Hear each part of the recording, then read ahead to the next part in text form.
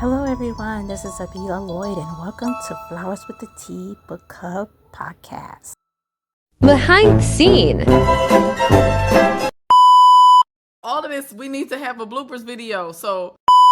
Or never going to be liked by everyone. That we need to... Sorry, I'm trying to see what's on top of your head. What is that? Oh, Markizh. I'm using like a background blur, so it's I just think like that's her something else coming background. through. That's all. It is. Yeah, I'm using the. Look, I just really distracted her. She like, wait a minute, I can't go on. What is that on your head? That's a shadow. He's like, plead the blood of Jesus. Like, don't come up in this studio with the. Look, they're not horns. Think of it as a halo. No, they not horns. That's right, girl. That's right. We pleaded. Hello everyone, this is Abyla Lloyd and thank you for joining Flowers with the Tea Book Club podcast. Today you will be joining myself and my girls as we get together to discuss the book, The Courage to Be Disliked. So grab your tea of choice, your flowers of choice, and join us as we discuss the book ahead. The club is now in session. This episode is sponsored by Cognitive Inspiration. Beautifully, I Am Me. The Courage to Be Disliked by Ichiro Kishimi and Fumitake Koga. Hello, ladies and gentlemen. Grab your tea, rate your flowers of choice, and join the conversation. I am your host, Abyla Lloyd. Welcome back, ladies and gentlemen. Today, I'm with all three of my ladies here. I'm so excited. We're discussing a book that has sparked conversations around the world. We unpack the powerful teachings of the Adlerian psychology and discuss what is truly meant to live authentically and unapologetically for yourself, even when others disagree with your choices. Now, I have to admit, this book, it challenged me in so many ways of my belief and what I have inherited about happiness, trauma, relationships, and success, and not to always look at people pleasing, because I have been a people pleaser for years. So as we get started, I am joined by my amazing co-hosts. Let's start with my sister, filmmaker, producer, and director, Andrea Walker Williamson. What up, though, Andrea? What up? Thank you. Happy to be here. Yes. And I'm also joined by our South African sister and author. She has a book coming out, so don't forget to look out for it. Her name is Lleigh Haydricks. What up, though, Lleigh? Yes, and alongside with us today, she's returning back, entrepreneur, book club founder, and returning table guest, Markizh Johnson. Welcome back. What up, though, Markizh? Hey, y'all can hear me? Yes, perfect. Yeah, we hear you. What up, though, Markizh? I'm so happy to see Andrea back, our sister. You know, she wasn't with us before in our last episode, but she is back, and I'm so excited. So tell us, Andrea, what you've been up to? How's life been going? This past weekend, we just broke the world record for the world's longest soul train line on Juneteenth in Los Angeles. So still on the high from that. Excited. I just saw an article, Vogue magazine actually ran an article on us. We had CBS and Fox News there, along with other outlets. We just spoke to our weekly newspaper, and we're going to screen the Stories of the Soul, or Soul Train documentary, on my daughter's birthday. And so I'm excited. It feels like the seeds are finally harvested. Awesome. So, Markizh, what have you been up to lately? So far, so good. I'm doing it mobile. So I'm doing different type bookish themed events throughout Chicago. And then I'm facilitating my monthly book club. Nice. I think the next time you come back, Markizh, we would like to have your members from the book club. If you can have like maybe one or two people join in, that would be great. Let's have your team. So let's have some fun with this. Oh yeah, I think they'll love that. They're very opinionated and they bring it. So that's why we call page turners, because we turn those pages and we talk a lot of stuff about those books and the people that's in it. Awesome. And last but not least, Lleigh, what's happening? Now I know you have a project coming up and I can't wait till your book is here. So tell us what's been happening. You cut your hair. Yes, I love your hair. Yes. Yeah, she popping. Okay. What's happening? What's going on? I can start off by saying that the idea that we spend so much of our lives trying to earn approval from people who may never be satisfied. As I read this book, I asked a difficult question: what would happen if I stopped living for everyone else's expectation and not focus so much on how other people will respond to my choice? I'm getting up to, I always talk about my age, and I feel like I'm at the point that I don't have time to worry about how people are going to respond, but at the same time, you can't help but to feel that way. So how do you each of you feel about the book? What was your first impression? My first impression, I like the fact that this psychologist was actually looking at real behaviors and was identifying with a younger generation, and that it was more conversational. For a while, it kind of sounded repetitive because in the beginning I didn't like how they kind of reintroduced the topic again. Attention span is really short, so I was like, that he's actually making sure we tap in, we stay with them or whatever. But yeah, it was actually a breath of fresh air because initially I went in kind of like the young man who was defensive, but I understood exactly where he was coming from with the setting your goals, being disliked in your path, or using an example of some type of fear for whatever reason. You setting into a goal with that thing in mind is like you allowing for shortcomings. You know what I'm saying? So yeah, I thought it was super dope how he made people more accountable. It was really a book about accountability. So for me, I felt like I was in the philosophy class, but that philosophy days, reading Socrates, Plato, things like that. And so pay attention to the different viewpoints that the teacher and the philosopher and the student were to struggle with and come to some type of agreement of these different questions.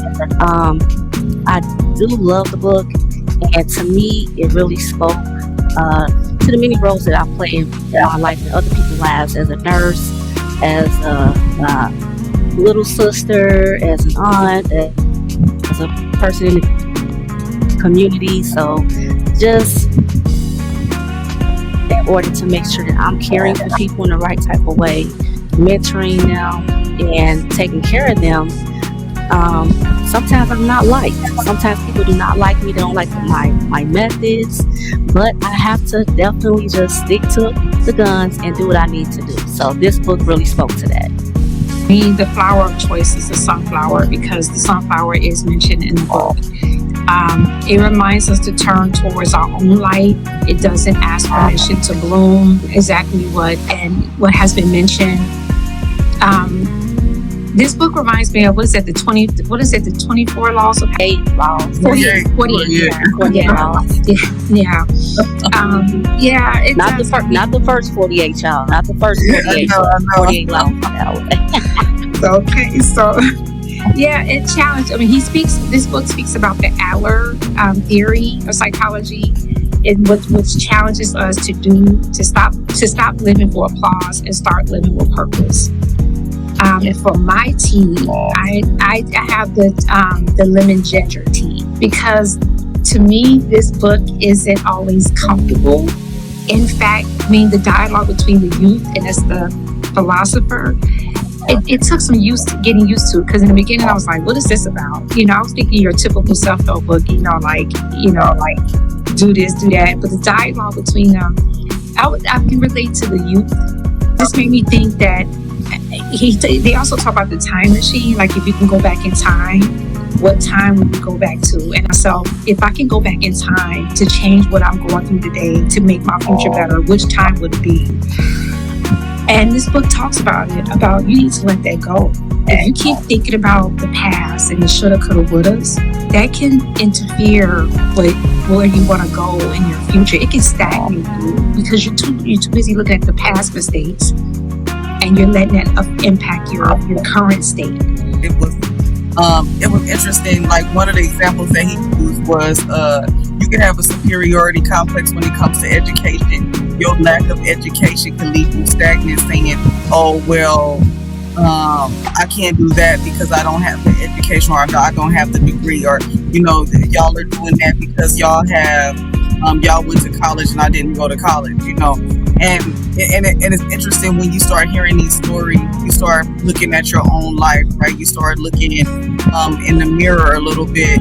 And I started really looking at the fact that, like, I have teenagers that I'm trying to walk down the aisle into life, right?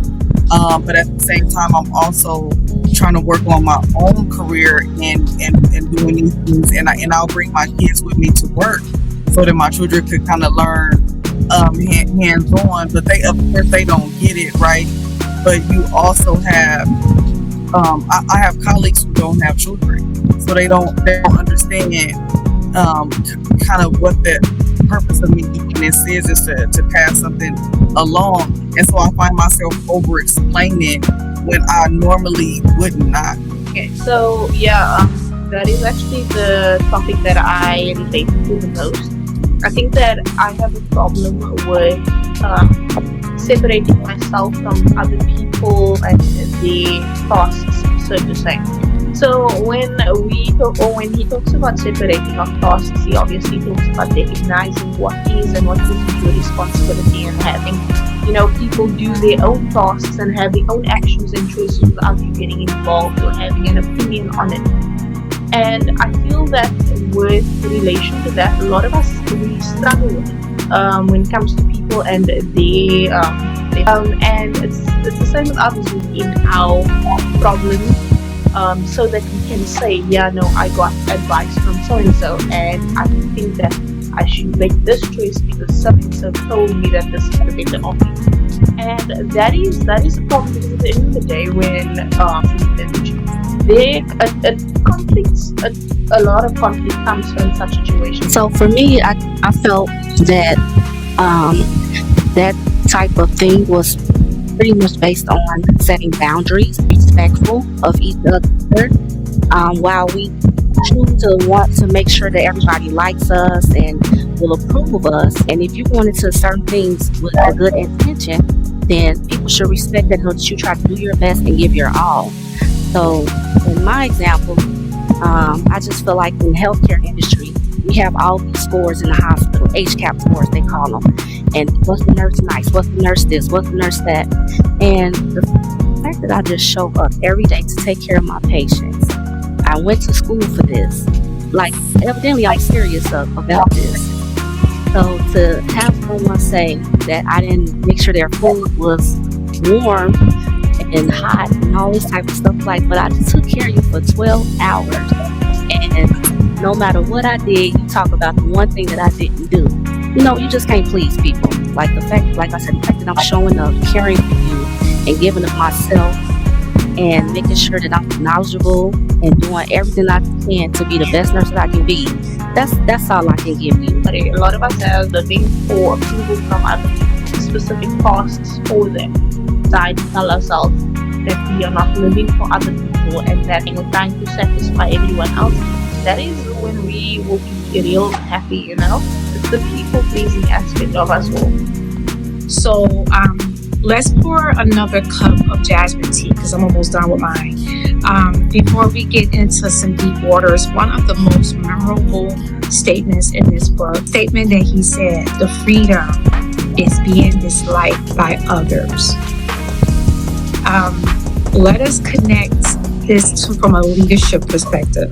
How can leaders benefit from this statement? It's taking us a minute to respond to that. Because you think the freedom to be in dislike. No one likes to be disliked. I don't like people disliking me. Respecting others as I make choices and live my life.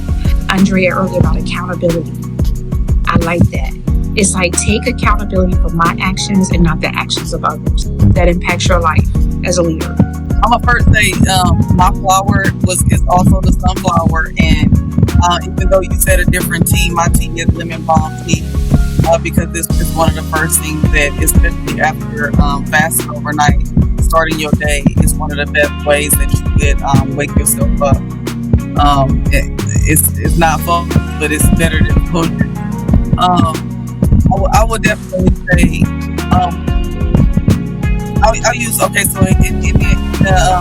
the book he uses one of the examples that he talks about is like the leadership of like doing something in your life that you feel is worth doing and you value, right? And I would definitely say that people will look to you and turn to you when they need guidance, but they'll also hold you responsible if it fails, and you have to be willing to accept that as well. So for me personally, I know that sometimes I have to argue why I'm doing it because you might not understand. But as a leader, my job is not always to prove to you why it has to be done. I love it. Leaders have to make decisions that won't please everyone. If your leadership depends on universal approval, you'll never lead effectively. As far as my take on it, as a nurse and as a nurse leader, I feel that sometimes you're looking at things in the holistic manner. So I'm thinking about their entire body from head to toe and things that I need to do. I'm also looking at them as a patient, how they learn best. So it's so many pieces to that. And so the flower that I chose was a rose because you have the thorns first before you see the beauty in it. And the tea that I chose was a lemon chamomile tea. Some things are tart and bitter, and sometimes I have to just let them know up front what's going on. But then here comes the chamomile. That's the calming, balmy part when they accept what's going on, and then they agree to do the change and to do the work to make themselves better. So I can attest to that with the book club. Every time someone goes right in the book club, it's my fault because I started the book club. But even though they chose the book or they chose certain activities for us to do, it's like rah rah rah. Like I don't want to hear it. It was a group consensus. This is what we voted on, so we're going to see it through and then just see what we can do better. Okay, Lee, that's beautifully said, Markizh. From my side, I feel that freedom comes from being dislike in the sense of we struggle to understand that our choices are never going to be liked by everyone. That we need to. Sorry, I'm trying to see what's on top of your head. What is that? Who, Markizh? I'm using like the background for her, so it's I like think that's her something else coming background. through. That's all. Yeah, I'm just look. I just really distracted her. She's like, "Wait a minute, I can't go on." What is that on your head? That's a shadow. He's like, plead the blood of Jesus.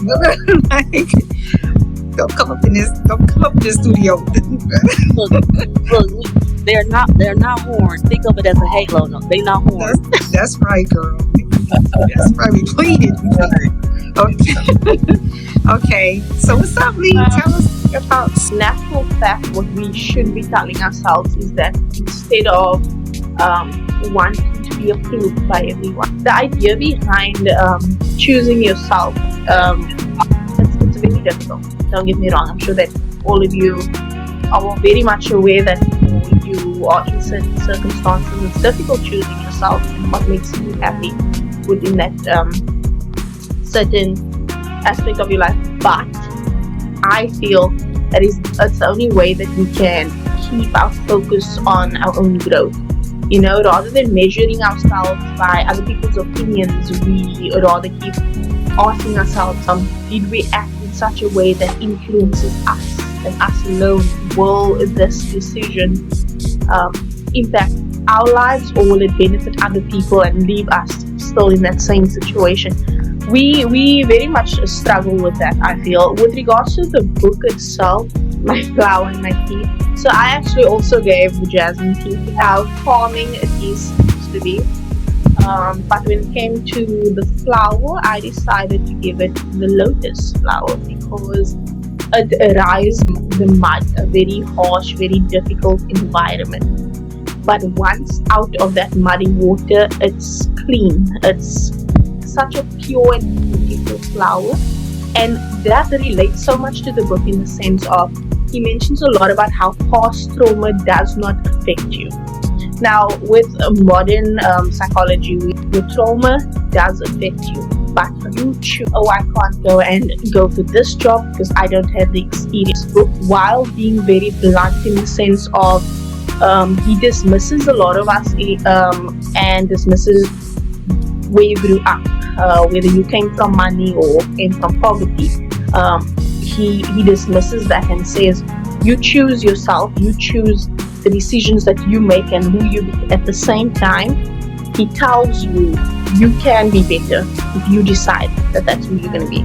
People are going to dislike us. People in our own communities, they're going to dislike the choices that we make. They're going to think we feel that we are better than them because we are getting ourselves out of that circumstances. But who gives a damn? You shouldn't care. But you always hear those successful people that says, I'm from the project, where, the best of the best, and I'm not, you will hear those people talk about their background. But that's a good thing. You can choose to let the traumas of your past. It's good to choose self-respect over approval. Whether you agree with the concept or not, this book encourages me to think about my freedom, to be happy. And I just want to thank the three of you for joining me in this conversation. You can summarize the message in this book in one sentence. What will it be for you? For me, it will be choose self-respect over approval. For me, mine is choose your own path. You don't let the time or the space that's behind you dictate where you go from here. It's moving forward, choosing to move forward every day. For myself, to summarize, I would say that life's not a competition. Instead of competing with others, compete with yourself to be a better version of you. That's good. I like that. That is awesome. Let me write that down. Yeah, my final thought is that your past is in your past. Yeah, and you have to have the courage to move forward. I've been running into that a lot lately with just a lot of people, with, like I say, mental health issues out of COVID. People have been talking more and more about self-care, something I had been doing before that, but it just became a movement, and people always talk about, their past and this and that. It's like, just let it go. Time on the clock, move forward, and it's time for you to move forward. Thank you for joining us for another episode of Flowers with the Tea, episode 2. We hope our conversation on the courage to be disliked has inspired you to embrace authenticity and release the weight of others' expectation. A heartfelt thank you to our incredible co-hosts Andrea, Lleigh, and Markizh for sharing your wisdom. Be sure to learn more about each of them as well as myself, Abyla Lloyd, by visiting the links in the episode description.